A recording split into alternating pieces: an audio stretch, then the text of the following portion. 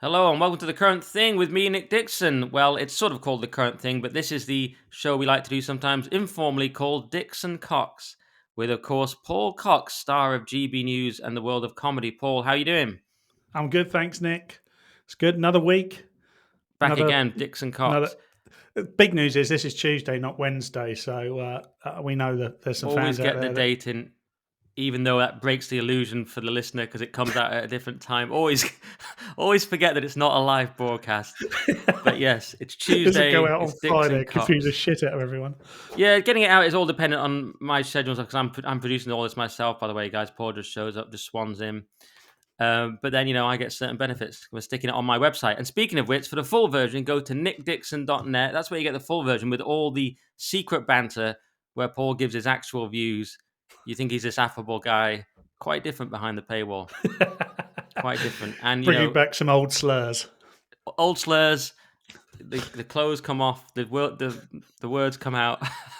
A little bit of nipple work. And we find out who the real Paul is, who no one really knows, including Paul, it turns out. But what about, just before we get going, and we've got a lot to talk about this week, we've got Farage getting milkshaked, we've got Trump winning his defamation suit, we've got some stuff on Daniel Penny, we've got Justin Trudeau, who is on the way out by the time this comes out. Maybe he'll even be gone. So we've got loads to talk about. But I just wanted to say a couple of things. I'm trying to read what I've written. Oh yeah, headphones. Someone said my headphones are dirty. As Paul confirmed, they're not dirty really. This is how they look, these headphones. I then was suitably upset by it that I bought some replacement pads.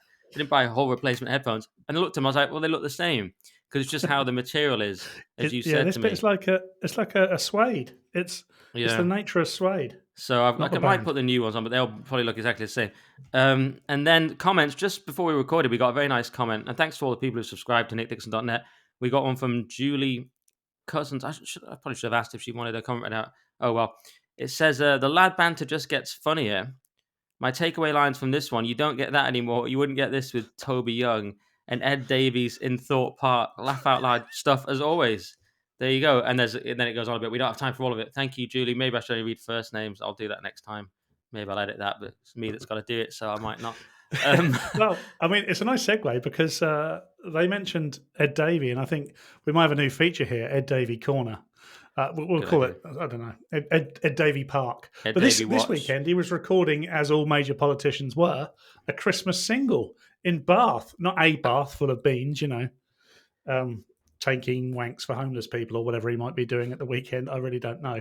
But he's actually releasing I'm not sure what the single's called. It's probably called something like "Theme Parks Aren't Just for Christmas," something of that nature. But 8 seats. How many seats have they got? still no sign of policies, Nick. He's doing a Christmas single. You're right. This has to be a section. I say call it "Where's Eddie?" Like Yeah, "Where's Wally?" We just spot Ed Davey at all these different places. And by the way, just for libel reasons, that was satirical content when Paul said he was, what was it, giving homeless wanks for, what was it? Whatever Paul said was satirical I'm content. really sorry. Look, I mean, Because I can get done as a publisher. This is what I've realized. I've realized this yeah, please. before. So Sometimes I don't know what I'm saying, and that's you why have I'm to treat deep this, in Paul, like you therapy. would a TV show where I'm basically the guy that would get in trouble because it's happened to me before, and I'm the publisher, it turns out. So I've just thought of that myself, actually. So everything Paul says is satirical, and Ed Davey is not. For pushback, he's not, in fact, doing whatever Paul just suggested. But he does have a Christmas single out. You're right. What is it called, though? We should have found this out before we got on. Yeah, good A point. new Let me see if Christmas single, but do they know it's Ed Davey? That's the Guardian. Do they know it's Ed Davey time at all, Paul? well, That's they the certainly do. question. Yeah, Wow. you imagine being. In fact, I do personally know one of his MPs. Maybe I should ask her. But I wonder what they make of it. I know she, in particular, is a big fan of Ed Davey. But day to day, where is he? If he's not in Bath, recording Christmas singles, he's at Thorpe Park, as we know, on the log flume, sharing, delivering delivering important policies as he goes around the loop. And who knows? I mean, maybe this is the future of politicians. Maybe before Trump's term is out, we'll see him on the merry-go-round. Yeah, it should be called "Do They Know Our Policies at All?" No, they don't. Feed the world, let them know it's the Lib Dems. We don't know of your policies. You're in Thorpe Park singing with a children's philharmonic something. What's that got to It's do with it's politics? We've got so much going on. Our culture's collapsing. And then Ed's like, yeah, but have you heard this? It's beginning to look a lot like Lib Dems. What? You've just put the Lib Dems into a popular Christmas song. Yeah, yeah, absolutely. I mean, we should also say he seems to be doing it for a very worthy cause. The song was written by a number of youth carers, and he's got involved. I believe he has a disabled son himself. I'm only really clued up on the aspects of Ed Davey that amuse me. So the serious Yes. side to Ed Davey, yeah, No, let's not. I'm not that tuned into. And Let's he not get may have serious. one or two policies. He did say something last week. Now's not the time to attack farmers, like in a loose, like a guy that's lost his mind, but just came to all of a sudden and went, "Farmers, yes, we should look after them." And then went back and bought his Merlin pass to get into all the theme parks in the UK. You're right. No one knows what they stand for, but I do love the idea of an Ed Day. I like the idea of a whole Ed Davey Christmas special. Actually, like, oh hi kids, Ed Davey Christmas jumper, Christmas tree behind him, pipe. Like, oh, didn't see you there. It's beginning to look a lot like Christmas. So they just interrupts it. I'm Ed Davey. I'm Toys Ed in Crosby. every store. I'm Ed Davey. You may know me for being slightly to the left of the Labour Party and somehow getting some seats just because people hated the Tories so much. Well, now I've got a whole Christmas album with some of the classics you all know and love. Oh, mate, I'm actually steaming up as a Christmas result. time, mistletoe. Sorry, I'll stop. Actually, I'm more of a sort of Shakin' Stevens character. Yeah. You know, just. What's your favourite Christmas song, Paul, while we're there? Oh, I know this is very mainstream content for some of yeah, our it probably further right listeners, but Band-Aid invokes Christmas for me a lot. Band-Aid came out when I was about 5 years old, and being 5 is peak Christmas, isn't it? for some reason when you said invoked, I just thought it was like a trauma for you. Like Yeah. Well, I was on the streets, Nick, and Yeah. I saw, looking through the window at Dixon's, I could see Band-Aid recording Yeah, their like, what special. about me? What do I got to eat this Christmas, Bob? Yeah. So You like probably Band-Aid? Band-Aid. I do like Step Into Christmas by Elton John. Wonderful Christmas Time by Paul McCartney. The Elton John one's quite a fairly obscure reference. I'm surprised you haven't said Mariah because everyone likes No, Mariah. I'm not that fussed about I Mariah. don't want to love, but really. So Really, I don't know why, but I'm not. I also like Half Man, Half Biscuit. It's cliche to be cynical at Christmas. This is a lesser note. I made that reference on GB News once. No one saw that coming. That was simpler times. Didn't Emerson, Lake and Palmer do one called something like "I Believe in Father Christmas"? That I quite like as well. Right. Of course, I love the E17 song. It isn't really a Christmas one, but it sort of is, which is an it's just interesting about genre. Tony's Stay now, that one. dead brother. But yeah, I think beginning to look a lot like Christmas is one of my faves in latter years. But yeah, we could do this all day, Paul. This could be the whole, but this isn't the podcast. It's not a lads banter podcast. It's not an afternoon radio show in Radio Cumbria. It's this is a serious, hard hitting. Exactly. But we could do that. I'm starting to realize I could do that if I hadn't said so many controversial things. I'm starting to realize I could actually have eased into that as I get older. Do you know what I mean? We've had an interesting email from Paul. With the Ed Davey charitable masturbation stuff has probably just lost me that contract anyway. Yeah. Although actually, you're the right level, Paul. That kind of thing, that kind of Ed Davey content is the right level for a mainstream radio show. This is what I bring, Nick. Yeah. I bring mainstream, day-to-day, middle of the road. I think you legitimize me slightly. You know what I mean? Like Nick just living alone, questionable right-wing views. You know, does he have dry goods and weaponry in his house? Yeah. We don't know. But Paul just comes on, just a normal bloke. Ed Davey corner. Yeah, it's a bit more normal. All right, good. Solid banter. You got 10 minutes of banter there. It was really top stuff. I'm feeling a bit tired, but I think we still did a good job. Let's crack on with the stories. So we got Nigel Farage this week, and it was a shocker because it's the two-tier justice system, ladies and gentlemen, that we're so appalled with in this country, but it's back again. And this time, Victoria Thomas Bowen, who is an OnlyFans model, chucked a milkshake at Farage, as I'm sure you'll remember. And she avoided jail. She got 13 weeks in prison, but suspended, which means you don't go. I always think that's a weird sort of term, just like it just means you don't go. So nothing really happens. As you said to me before we started recording, unless she starts milkshaking people in the meantime, which would be ill-advised on a level we haven't seen since Mizzy. Bless him. Didn't he? I think he's changed his ways now, He hasn't changed he? his way. He followed me on Twitter, and that helped him, Paul. I guided him, I think. I would have thought Um, so. Yeah. just with my tweets, really, just sort of osmosis. Anyway, and Farage said this is two-tiered. Of course it is, because there was a Corbyn example where the person actually went to prison. And I think you've been researching some examples of the sheer two-tierness, Paul. Yeah, so Neil, I'm just referring to my notes there because I don't remember them quite off the top of my head. Neil Mattison was jailed for 16 months in 2014 for kicking George Galloway, you may remember. John Murphy, that's a lesser known one, I think. John Murphy was jailed for 28 days in 2019 for egging Corbyn, which you just mentioned. And of course, we got the famous, I think his name was Craig Evans. He was the guy who attempted to egg/punch John Prescott. And obviously, John Prescott gave as good as he got. That guy did a couple of weeks in prison as well. So it's not like a precedent hasn't been set previously.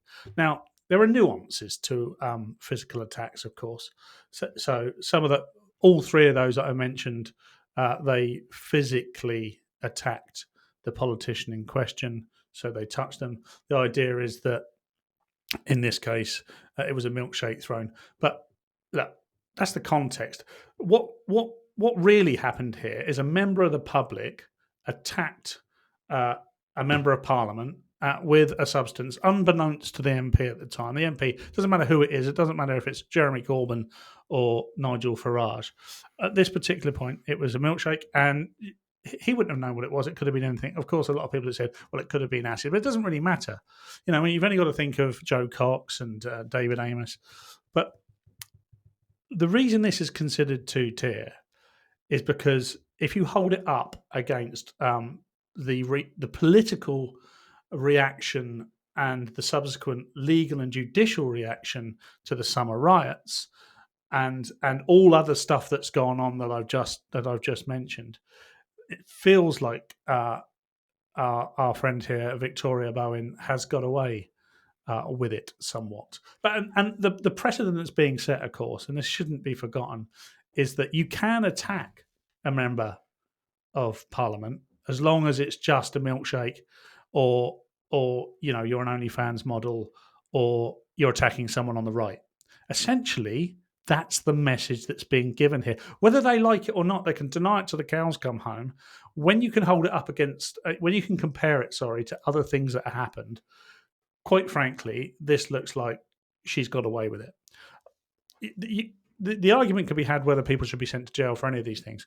However, if you're going to do it once, you're going to do it twice, and you're going to do it a third time, then it happens a fourth time and nothing happens. I mean, a suspended sentence isn't nothing, I guess, and that will sit on her criminal record. She now has a criminal record, but she's unlikely to go to prison. And it's not going to put people off, is it? We're going to see more and more of this because this has legitimised this type of protest, unfortunately. I've just got one question for you, Paul. What is her OnlyFans page like?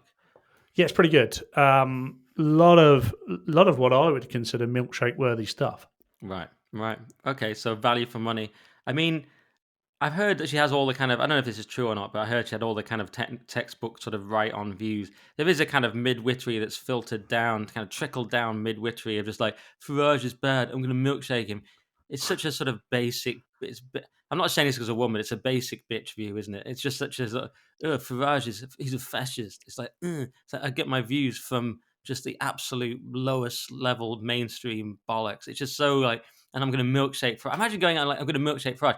Now, if she did it for publicity, for her OnlyFans, I can actually respect that slightly more, even though, of course, I completely condemn it. But at least that shows just some, marketing, which is why also she should be punished, because that's probably what it was. But what I really can't stand is this like, Farage is bad, I'm going to milkshake. It's just such like low level, just led by donkeys mentality is what I'm trying to say. Yeah. I said this. The bad news is we live in a two-tier system that rewards its friends and punishes its enemies. Pretty clear. The good news is Nigel Farage clearly hasn't been totally absorbed by the establishment. So that was an angle that I just came up with. That I'm like, well, we're worried that Farage was getting too establishment. This proves that he's still not quite there with everyone, right? Because if as you say, if it happened to someone else, the punishment would have been worse. But it's really in a sense, it's the legal justice system saying, "Oh, this is one of our enemies," because we give this light sentence. I'm really trying hard in my commentary on this not to make it a left and right thing, because I think it is imperative that we put all sides of the political spectrum in this together and say it's simply not acceptable to attack them Of in course it any isn't. way, But it's not left shape, and or right form. because Corbyn, as you say, he Yeah, was exactly. taken. But it's establishment. Is Farage is seen as still an outsider enemy to the establishment, not by everyone because he's kind of getting in there now. But that's my theory on that. Yeah, and the point I guess I'm trying to make with that balance is that if you do make it left and right, then you just divide the issue, and you make yet people on the left think it's acceptable to attack Farage, and therefore people on the right think it's acceptable to attack Jeremy Corbyn. It's not acceptable to attack any of them, and people might think it's a bit flippant to make the comparison with the very sad cases of Joe Cox and David Amos, and of course they lost their lives, and that is extremely tragic. But how many steps are there between an attack in the street and a deadly attack in the street? There aren't that many. You basically, if you are willing to step into someone's personal space like that and attack them with a milkshake, why wouldn't you attack them with a brick, etc., etc., etc.? It just can escalate very quickly. Now, I'm not suggesting for a moment that. Victoria Thomas Bowen set out to do anything other than maybe just chuck this milkshake over Farage and maybe make a political point. I think we might be doing her a little bit of extra justice there, because I imagine, because the things I'd read or anecdotally heard was that she was essentially just in town and capitalised on it. I thought, I'm just going to go in and do this because it will be good for me, and why not? Stupid decision. I'm sure she regrets it. She must do. This can't be good for her. Whatever the outcome is, it can't be good for her. But the point remains, she attacked a member of parliament in the street. And we've got a democracy, as we say, a millennium-year-old democracy that needs to be protected. Nobody should be attacked for standing up for what they believe in, not physically attacked. That's what we've got Parliament for. That's what we've got voting for, and and public discourse and X and stuff like that. We should have the debate, and it should never turn physical. And the reason that there needs to be a strong message sent out is to prevent it ever happening again. And we know full well this is going to happen again. Yeah, and you know what? It's in a context where we've just had Luigi Mangione, which we mentioned last Uh, week, killing the CEO of that insurance company. And now we've got the femcel, so called, which is this teenage girl that killed some people yeah. horribly at this Abundant Life Christian school in Madison, Wisconsin. And they're being called a femcel because they were sort of into radical, like anti-male stuff. And that's an interesting new movement. I've heard of it before, but it's not something associated with violence and now it is being associated with it because people are saying, well, this is a femcel and they exist as our culture continues to unravel. And on a separate note on that, by the way, there was a post that said that all young men are now basically Hitler youth. The post last time I checked had 400 and something thousand likes. You go on the profile, it's just a full on pronouns sort of nutter. But you go Yeah. like the amount of women, I'm assuming it was largely women, or whoever clicked that like, you're going like, this comes from a radical leftist. So young women's female compass is way left and men's is to the right. So it's like, yeah, they're looking at it going, yeah, they're Hitler youth. It's like, no, you're far left. Of course, that's how I would put it. But there's a massive divide amongst young people in that way. So we've now got femcells. But just in terms of political violence, it's becoming so weird and sick now. I don't go in for all this like Luigi Mangione hero stuff. He was like, his image was put. There was some guy DJing, wasn't there? There was some concert, and they put his images in the background, and the left have just been loving it, or just general weirdos have been loving it. It's so weird and dehumanizing to get into this fetishization So of political violence. Horrible. the thing that astounds me is the naivete from the left on matters like this. They they always want to clamp down on stuff because they continually believe they're on the right side of history and the things that they're saying are right. They never seem to look 3 or 4 steps ahead where the political winds could change, and it's the things that they're saying that people disagree with, and then they're attacked, and then people treat them like they treat others. That is just moments away for a lot of these people. It only takes a change, and they have legitimized all of these things against themselves. So I'm not suggesting that that will happen, or should. I'm definitely not suggesting that should happen. But they just need to think this is supposed to be an equal and balanced democracy. So we're supposed to be able to look at these things, and this is why we have things like the Oxford debates, and they often cause quite the stir. But isn't it brilliant you can stand up and have those debates and share very strong views? Views I don't always agree with, quite often don't agree with. But I love, I love the institution of being able to do that. We shouldn't do it in any other way. We shouldn't be celebrating the death of a father, a family man. He had two children and a wife. We shouldn't be glorifying the murderer. We shouldn't be glorifying the young OnlyFans that attacks Nigel Farage. What if it goes the other way around? What we already know, the deep, caring, progressive left would have an absolute hissy fit if any of these things happened to them. The Well, most caring side of politics, it would appear, ironically now, is the right side of politics. It remains fairly balanced throughout. Now, I'm sure there are examples where that's not true, but in recent times, anecdotally, the debate from the right perspective always seems to be relatively balanced. It doesn't go in for massive personal attacks, whereas the left just want to destroy. They want to destroy ideas. They want to destroy debate. They want everybody to accept what they have to say, come what may. And the upshot is these type of attacks on politicians, or a CEO of a health company in the US getting shot in the back yeah, while he walks into work. really, you're talking about stochastic terrorism, which is a left-wing Yes, I term just they didn't know the came out with, word. and now this is everywhere, and it is a real thing. There's a line, of course. There was the old claims, oh, video games made him do this, and so on. So there is a line of personal responsibility, obviously, but clearly, with things like the assassination attempt on Trump, it's very hard to deny that that was stoked by these attitudes towards him. And I just put in stochastic into Twitter just to see. There was an old tweet from Carl Benjamin back in August, not that old, from August. The Labour Party and their media apparatus know that their imported client groups are dangerous, and the purpose of demonising people like Nigel Farage and Tommy Robinson is to stoke up reactions like this. They call this method stochastic terrorism. And this was, that was about this Somalian pirate rapper from Birmingham makes chilling video threat to Tommy Robinson. That was the thing he was replying to. But whatever example you use, Carl himself was milkshaked because of this stuff. And there was a really powerful Yeah, interview with Carl and Victoria Derbyshire where it's a great interview from him. From her, it's awful. But from his side, she's like, well, why are you getting attacked and all this? And he just says, because of lies you've told about me. So he then gets attacked in the street because and I know Carl to be one of the most stand-up guys you could know.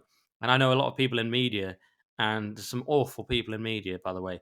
And Carl is not one of them. It's so funny that quite often the people who pretend to be good, this is nothing new, is it? Virtue signaling, they're often the most awful. Carl, who's seen as this terrible person by Jess Phillips and it has this, reputation, then Sky News are attacking him. Victoria Davis is interviewing him, why are you so awful? And Carl's actually one of the best guys you can know. So it's just like, he does this powerful interview a few years ago with Victoria Derbyshire where he just says it's because of lies you've told about me. So this is what happens. This person gets in their head to milkshake Farage. They don't know Farage. They just know a simulacrum Farage. They have this image in their yeah, mind. and that's exactly why you have to really clamp down hard, quite punitively, against the people that do attack in the street, that do approach people and physically attack them, because you are going to have these debates. Victoria Derbyshire has every right to say the things that she wants to say, and Carl has every right, sorry, to defend himself, as well. He did in that interview. I remember seeing it. However, when it spills out from that, and it's encouraged people in the street to attack people, and you can't control absolutely everybody, and neither should you, but you have to set a precedent when it happens. Otherwise, you end up with Joe Cox and David Amos. And it seems flippant, like I said, to mention those things. They're very, very serious incidents. But there isn't that many steps between those two things and what happened to Corbyn with the egg, Prescott with the egg, Galloway when he got kicked, and of course Farage when he got milkshaked. And it's not the first time someone's attacked Farage in the street either. So and nothing really has been done because he seems, from the perspective of mainstream media, he seems fair game. He's not fair game. He's now the member of parliament. He's now a member of parliament, and they should all be protected. He's earned his place. He's got his place. and he should be allowed to get on as a politician. He should be allowed to freely share his views. And he now has to have increased security. He can't go anywhere by public transport. And he can't go and see his constituents. And that's another thing the media try and get him for. Why don't you just see them in person? It's like, because you've created an environment where I'm physically under threat. And I get cement thrown at me. Remember, that was recent. So, Yeah. he can't even meet his constituents in person. So that's the world they've created. Yeah, it's pretty appalling. Like you say, it does happen on both sides to some extent, but lately it's been a lot worse on the left. Yeah, and it's just, where have we got ourselves? It's a sad, sad indictment of where we find ourselves as a society, where a discussion that um, myths, truths can be spread very easily on things like X, social media, etc., and then they are bought wholesale by the people who want to hear them. I mean, we're not mentioning him today, and I've only become familiar with him quite recently. But you've only got to look at the US commentator on the left, Destiny. The guy is rabid. He doesn't make a point without shaking his head and getting very angry, shaking his fist, and everyone on the opposite side of the argument to him is an absolute loser. That guy, and there are people like it on the right, I'm sure, just drum up hatred for a living, and they think they're doing it for a cause. They think they're on the right side of history. Those people need those people need to be debated, but they need to. But it's really difficult because I'm an advocate of free speech, as I know you are, Nick, and I don't want to squash anybody's free speech at all. Let people like Destiny. Let people like. Oh, by the way, Destiny's a guy, not another OnlyFans model. Let people on any side of the political spectrum share their views however they wish. But the second it spills out into the streets and becomes physical and dangerous, we have to do something about it. Yeah, I mean, as for Destiny, I don't. I try to never watch him. I've been aware of him for years, but the time I really realized he was just full of it was he was in a debate and he said that the grooming gangs in the UK hadn't happened, and he checked it Yeah. like he always does. Type, check it in 5 seconds. Like, mate, you might want to get fucked, because it's like it's like you're an idiot. Everyone It's a knows that. shame that The in those mainstream 5 media's admitted seconds, it's happened. It's like you it's a just shame. literally Google it for 5 seconds. Oh, exactly. And it's a shame within those same 5 seconds, you can't just present him with 100 victims and go, It's what about this one? disgusting. Oh, what about this one? What about this one? What about these convictions? What about these people? It's on the front of the paper, like 1,500 women or whatever, in Rotherham. It's just like, or girls, really. It's just like this guy's an app. I don't know how this guy got so far. He just types. He just talks quickly, types into Google, and then comes up with some utter nonsense. This guy's an idiot. I don't know why anyone's had him on anything ever. But anyway, we don't get into that. But just lastly on this, I mean, yeah, look, this is where we are, Paul, in the discourse. I mean, I did a very respectful, actually, video on critiquing Constantine's points about the woke right, as he calls it. And one of his points was it was reacting to disagreement with name calling, ostracism, and bullying, and it was creating a culture of fear among more centre leaning people, blah, blah. And I was just thinking, well, that's not, and I said it's not to do with the woke right, it's just where we are in our discourse. Where we are is just the breakdown of communication. Obviously, people like Tim Pool are famous for constantly predicting civil war in America, but that is what happened. That's the sort of the nadir of political discourse is war, or you could say, as I said in the thing, it's the apotheosis of political conflict, meaning when it breaks down, it ends up with people killing each other. That's where it goes. So that's just sort of where we are. We're on the edge of these kind of conditions where it's celebrated and semi-normalized to just go and shoot someone for some fairly obscure political point. I mean, in the case of the Luigi Mangione thing, lots of people say, well, it didn't really even stack up why he shot that guy, even ideologically. And these people's manifestos seldom do stack up. They're always sort of the ranting of a narcissist, essentially. So yeah, this is just where we are in the discourse, Paul. It's broken down. For the most part, it's still vaguely civil, but it's less and less so, isn't it? So that, yes, Yeah. bleak. So, where do we go from here, Nick? I don't know. I do want to say one other more whimsical point to get off that darkness of that topic. Well, it's sort of this thing about because you're talking about OnlyFans, and you just described the woman there as when you got a young OnlyFans. I love that. It's kind of like when you got a trans or something. Now you're saying an OnlyFans, and I just instantly know what you mean. But it's just like you just didn't say the word model, but it kind of makes sense because there's so many of them. Now it's like when you got one of these OnlyFans, right? Meaning a woman on OnlyFans or person. Anyway, so I saw this headline in the Mirror, and I'll tell you why this is relevant in a second. Michael Gove, 57, caught in snog with Oxford lecturer, 32, just 2 years after divorce. And I'm going, just 2 years. So I put this tweet: we have a culture where a woman can openly boast about shagging 100 men in a day, yet it's also an outrage to kiss someone just 2 years after your divorce. And it's like, I've just seen Tristan Tate reply to it. I didn't see that. He says, good for him, I say. So that we've got Tristan Tate's view on it. But he actually unfollowed me, whereas Andrew Tate still follows me. So, but it's good to see that Tristan's still replying. My point on it was just like, okay, this Lily Phillips thing, she did get attacked, obviously, but she's still in a culture where she feels perfectly happy to do that, right? She's not going to get stoned to death, or she's not even going to get condemned. She's not going to be like, well, now I'll never find a husband and lose my dowry or something. We're in a culture where it's quite, although she will be criticized on social media, she feels she can come out publicly and say, yeah, I shagged 100 people in a day. Now I'm aiming for 1,000. And we're going, oh, I'm very interesting.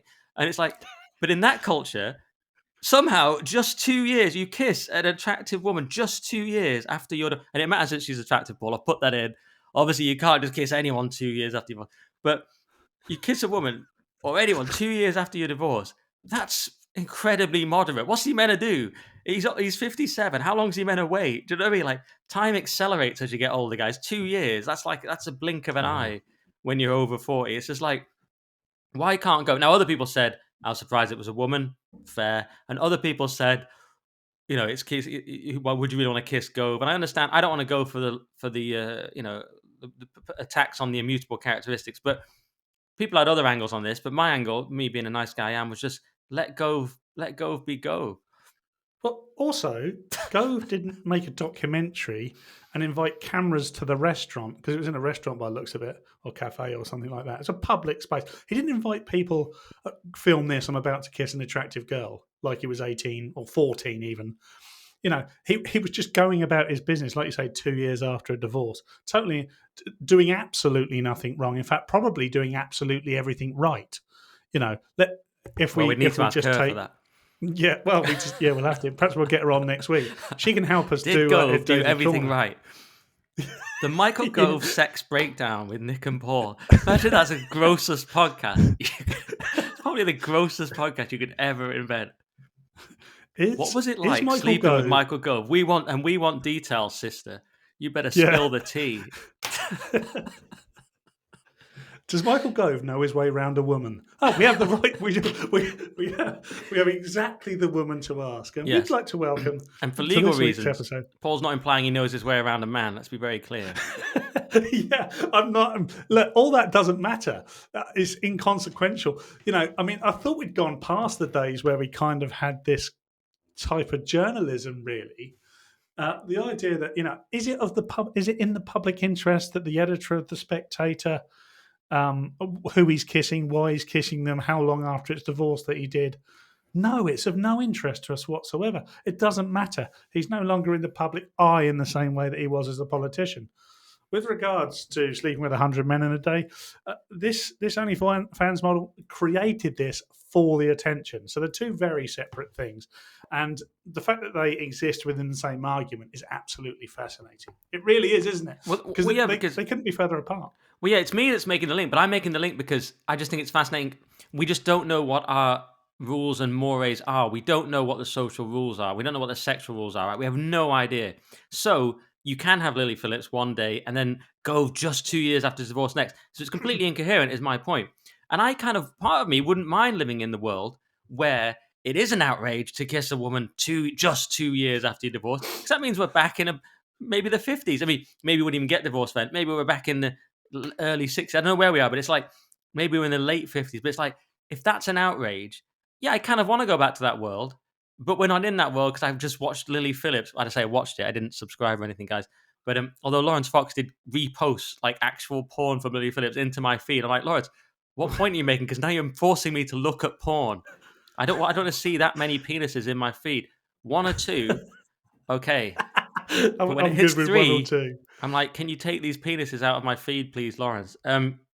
Obviously, the woman I'm fine with, but it's the penises where I draw the line. Something for the fans in the comments. How many penises is acceptable to see on your feed Yes, in a 24-hour period? if retweeted by a right-wing commentator that you enjoy. So, I mean, I almost want to live in the world. It's outrageous. Michael Gove kiss a woman 2 years after his divorce, because that means we're back. We've got Christianity. It's all back, Paul. We've got the family back. We've got a we settled don't culture. look. I don't really want to pass any comment because, he went through a divorce. That must be horrible. 2 years later, he appears to be on the path to happiness once again. I don't know anything about his divorce. I know who he was married to previously, and so will most of our viewers and listeners because it was a relatively public marriage. I don't want to interfere in their personal lives. And the fact that he's managed to find himself a lecturer from Oxford that happens to be some 15 years his junior appears an attractive young lady, certainly does to me. To me, just clarification. To me, she's attractive, and that's important. Rating Gove's hotties. This is a section of the show now. We just find conservative figures and we rate the chicks that they've been kissing at restaurants. Paul gives her an 8. Nick's saying 8.5. Strong showing Unbelievable for this young lady. So we should look. Let's set. I forget her name now. I did read, but don't know her name, but she's fit. And there is an open invite if you want to come on next week. Talk a little Ed Davey stuff, maybe some Paul's of the like, stuff. I don't learn the names. She had a nice name that I also can't remember. She was some sort of lecturer. Leilani's agreed with me. I didn't look at all the replies to this. I was just absolutely smashing it in these replies. Anyway. It felt incredibly intrusive. In Yeah. a way, it didn't feel intrusive to talk about Lily Phillips's 100 partners in one day. Although I have found commentating on the Lily Phillips stuff, it's quite harrowing, to be honest. It's kind of it's depraved. If you see that clip where she looks like she's crying, or she is crying, actually, that's harrowing. But actually, if you see her other work, Paul, as Lawrence retweeted, you've realised like she just doesn't care at all. She's just a full-on like porn star. And that's it. She's just like, this is what I do. I love it. And actually, even the crying part was sort of misleading. She was just overwhelmed, as she put it in a follow-up interview, by a hard day at work. Yeah. You've been there, Paul. Look, yeah. I've seen you tearful after a hard day. They don't call me Cox for nothing. They don't call it Dixon Cox for nothing, Paul. This has gone downhill. Where did it go? This was a serious podcast being minutes ago. Okay, well, I think we've covered. But yeah, see, my point, as usual with Nick Dixon, it's a profound and original point, which is this, like, which culture do we live in? What are our social roles? I mean, no one knows. It's like this Me Too stuff. People are dying over this Me Too stuff. I've heard now in the papers, like there was that Oxbridge kid, and I can't remember if it was Oxford or Cambridge. And then I've heard it now in my Oxford. Right, Oxford, sorry. Oxford. I've heard in my own life, like friends of family, friends, their families and stuff. I've heard now several cases of people killing themselves, young men, because the group just consolidates against them and ostracizes them because it's this kind of immune response to Me Too. So because of Me Too, what happens? A girl will make an accusation, quite vague sometimes, quite minor sometimes. Other times might be real.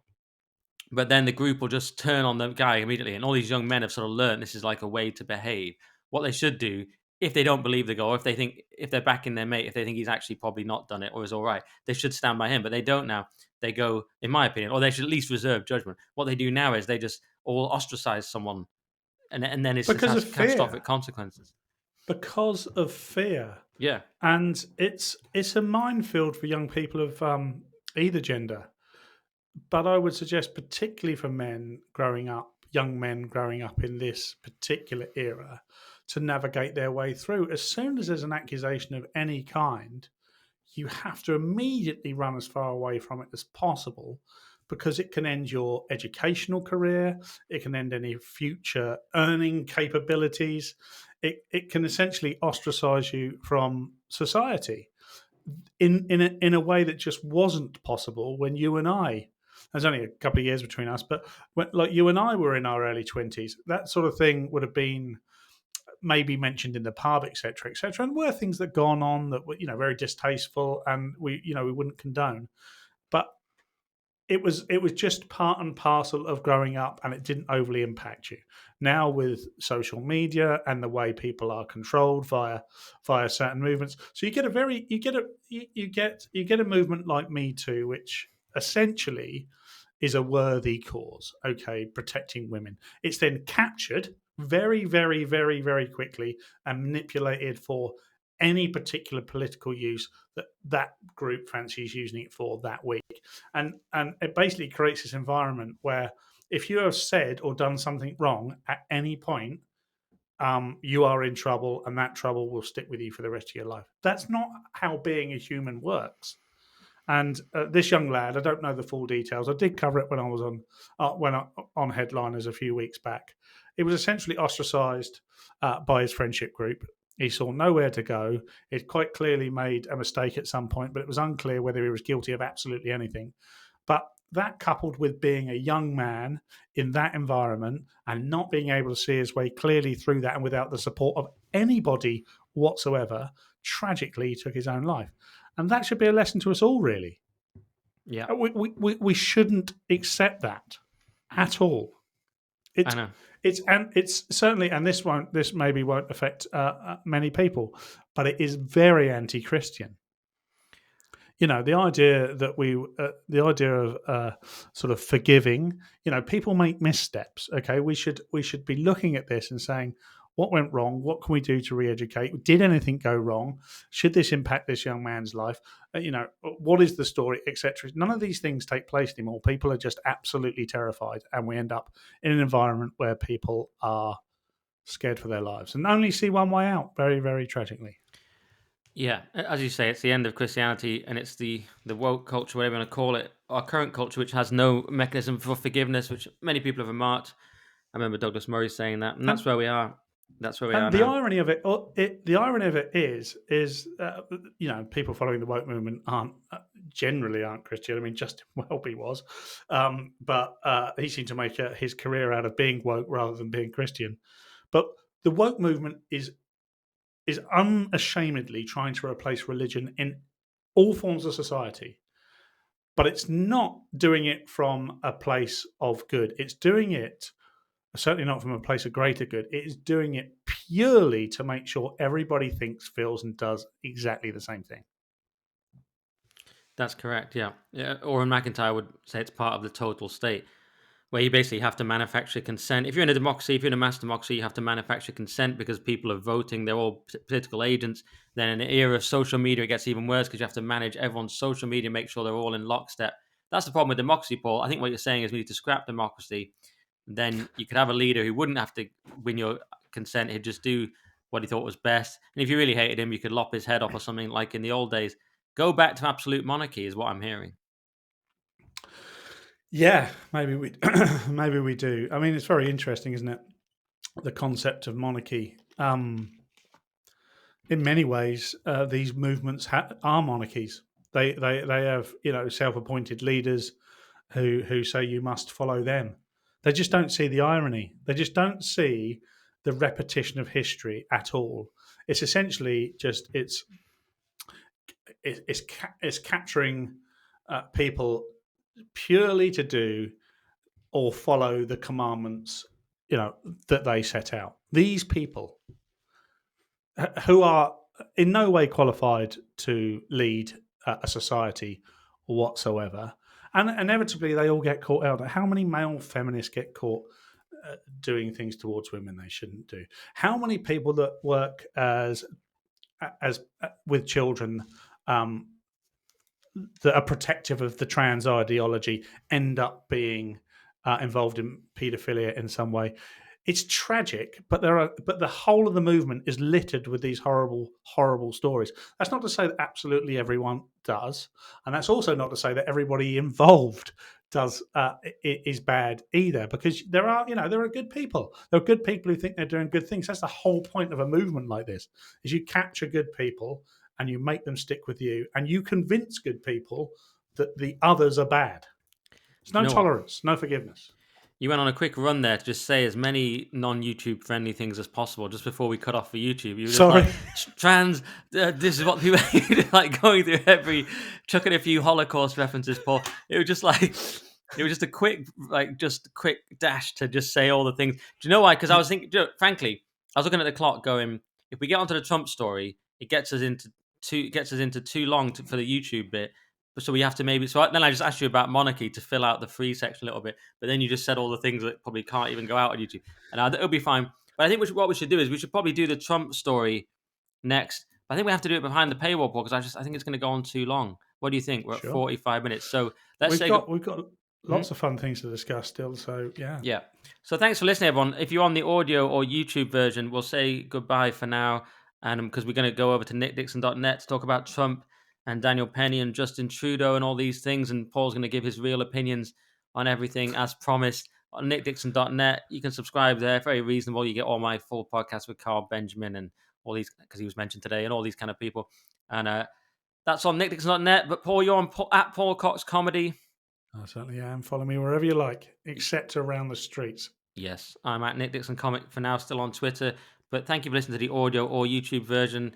Because I produce this, I'm doing them as one. But we'll see you on some of you on nickdixon.net.